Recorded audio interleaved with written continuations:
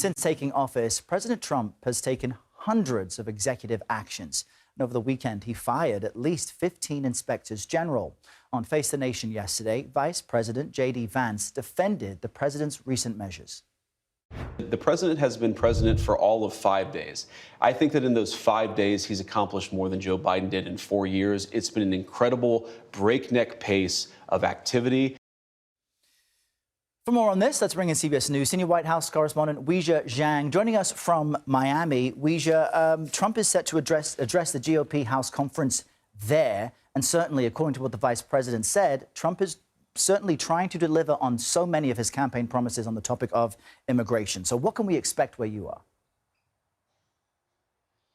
Well, that is true, Errol, but he also has to deliver his legislative agenda, and that's precisely going to be at the top of the priority list for the president here in Miami when he delivers that speech to House Republicans who have a lot of work ahead of them. Even though it's beautiful and balmy Florida, they really have to hash out exactly what they plan to do when it comes to legislation to handle the budget. Now, remember, Trump has a lot of goals. He has a lot of legislation he wants to pass as it relates to immigration, energy, and so, you know, Republicans have to get in line somehow and agree.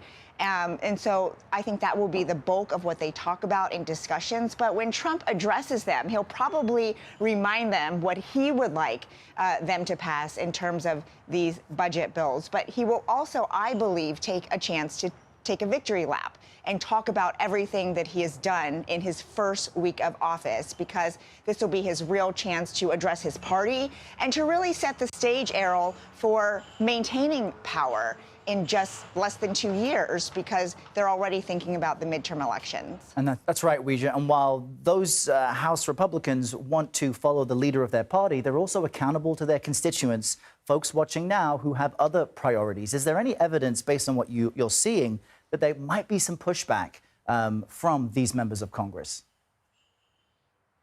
Well, they already have, Errol. You're exactly right, because there's sort of a argument about how they should decide on all of these priorities, whether it should be in, quote, one big, beautiful bill, as Trump has said, or whether it should be two smaller bills, easier to digest, easier to organize. And so you're right in that, you know, Republicans, while they want to work with the president, they have to think about what their constituents need. They have to think about what their states need. And so that is why there is a lot of work ahead.